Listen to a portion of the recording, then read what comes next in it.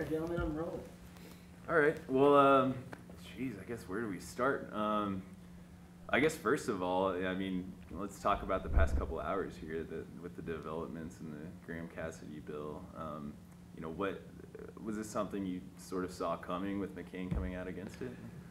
Well, you never know what John's going to do. He's got the reputation as a maverick for a reason, but he was very clear the last time the healthcare bill was voted on that he felt that the process was beneath what we should be doing in the United States Senate. And this process, believe it or not, is even worse than the last process. So I can't say I'm surprised that he came out the way that he did. I hope a lot of people will join him, though, next week if they really are going to force a vote. Yeah, and what's the sense that you get from, I mean, I don't know how I guess, Democrat and Republicans, how you guys are talking about all this. Well, that's the bizarre thing about this. After the last time when they tried to repeal the Affordable Care Act, and they came up short because they had written a bill. I mean, if they had given me the chance to write a bill that was at least responsive to the critics of Obamacare, I'll bet I could have done it. They wrote a bill totally unresponsive to the critics in Colorado, put it on the floor and expected the people to vote for it. Well, not enough voted for it to pass. And then what we all agreed to do was have a bipartisan process. And for the last several weeks, I'm on the healthcare committee. I've been there with my colleague, Lamar Alexander, who's the Republican chairman of the committee, who's been leading an excellent bipartisan process to try to deal with stabilizing the individual insurance market in this country. We had great testimony about it. We were coming close to it.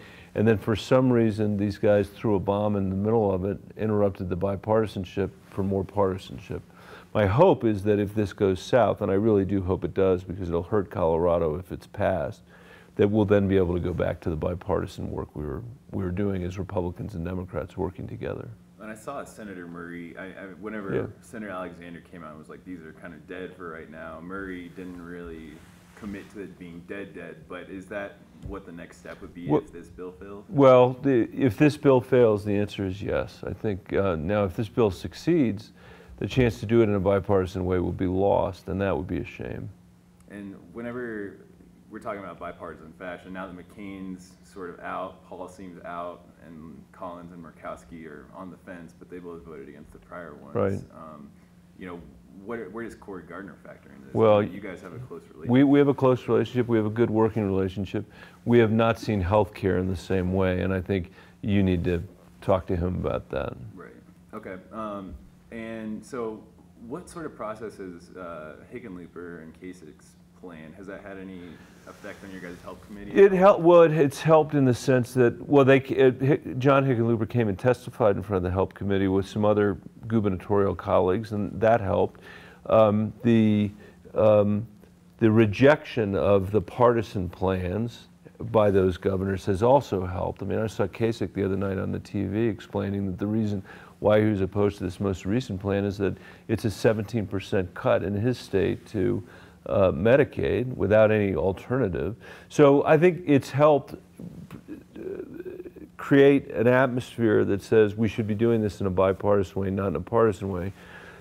Not everybody's gotten that memo, and so they're going to make us go through these gyrations again, and one of two things is going to happen. We're going to go through the gyrations. They're going to pass a bill that's not been through committee, that hasn't been well researched, that hasn't been well discussed, that's going to take health care from 500,000 Coloradans, or we can sit down and work together and pass something that might actually stabilize the insurance markets, which, based on my traveling the state of Colorado, is really what people want. Well, and all the analysis that's come out so far this week has said, you know, this bill is horrible for Colorado. There's really no getting around that. This bill is horrible for Colorado.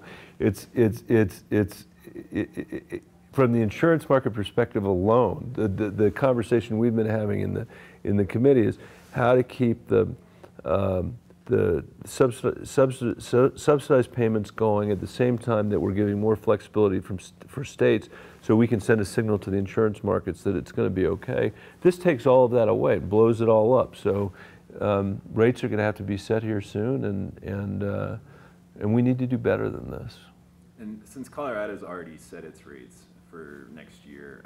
How does that factor in versus some of these states that haven't? Well, they set, Colorado set their rates based on an assumption that the so-called CSR payment was continuing. If it's not continuing, that raises a whole question for our insurers as well. I do think this is also another important point here, is that in, one argument for this bill is they said, well, we're trying to get the federal government out of healthcare and instead the state government. And I sort of can understand that principle. I mean, but they've done it in such a convoluted way, and they've given states only 2 years to figure out how to rebuild their entire healthcare system, that I think there's a limit to the number of experts in the country that could actually have a rational conversation with 50 states about what this ought to look like.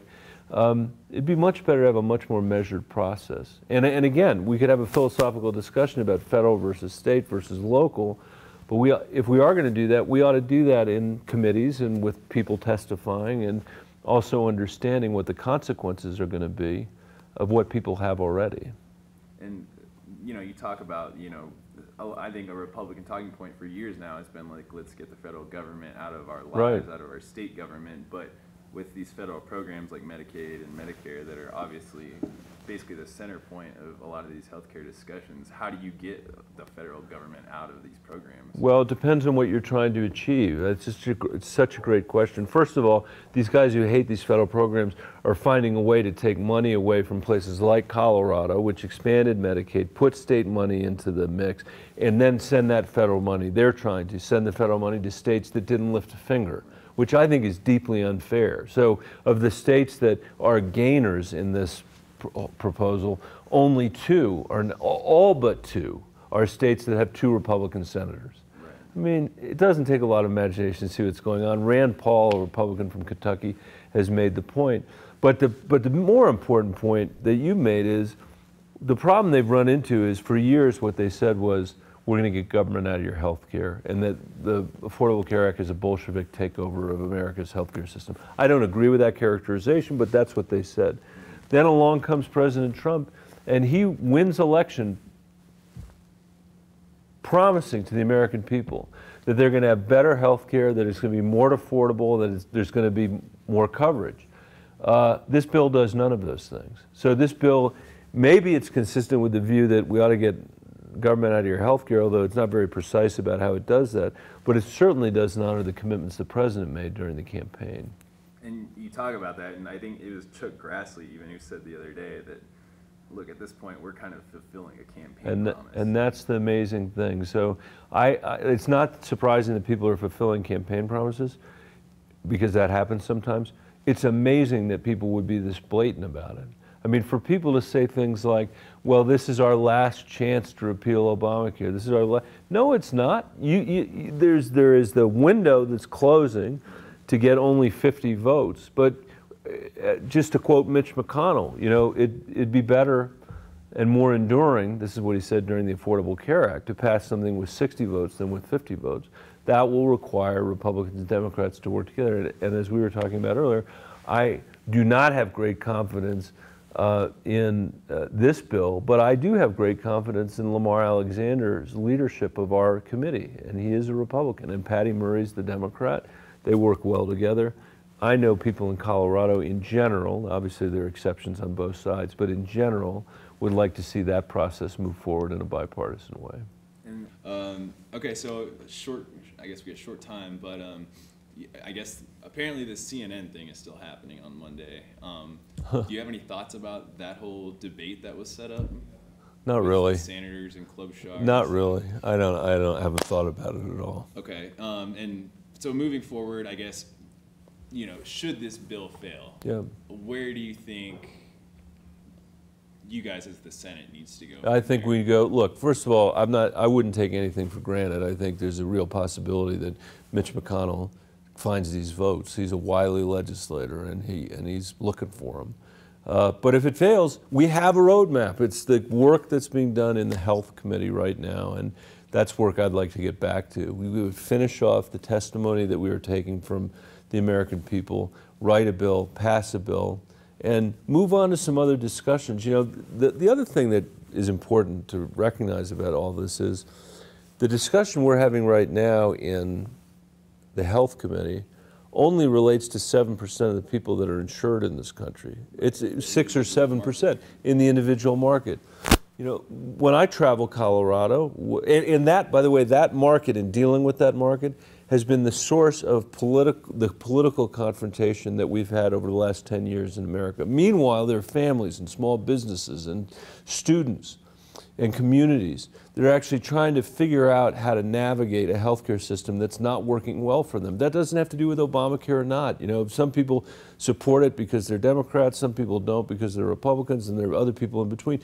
How people intersect, whether they support it or not, with the American healthcare system is deeply dissatisfying to a lot of people, and that's really what we should be focused on instead of this continued fight over this one important but small part of our insurance market. How do we create more transparency so consumers can know what stuff actually costs? How do we bring prices down so that we can actually start competing again with other countries in the industrialized world? Those are the kinds of questions we need to answer, and we need to answer them in a bipartisan way.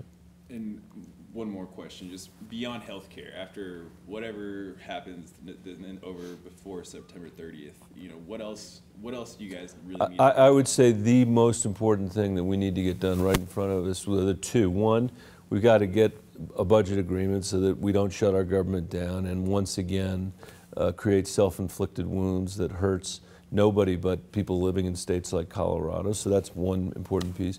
Second thing we've really got to do is we've got to pass the Dreamer legislation through the Senate and the House. We're now in a position where Donald Trump has said he supports it. Paul Ryan has said he supports it. The Democrats obviously support it. So we need to get it done. I was just over at Metro on the Auraria campus doing a History Day celebration with a student who is a DACA student and is trying to apply for college and has absolutely no idea what this is all going to mean for him. That's why we got to get this done. And how was it getting Cory on board with that? I think it's great that Cory Gardner signed up. We signed up together to endorse the DREAM Act. I think that was a real example of leadership, and I hope there are other Republicans in the Senate that will follow what he's done. Anything else? Nope, that's it.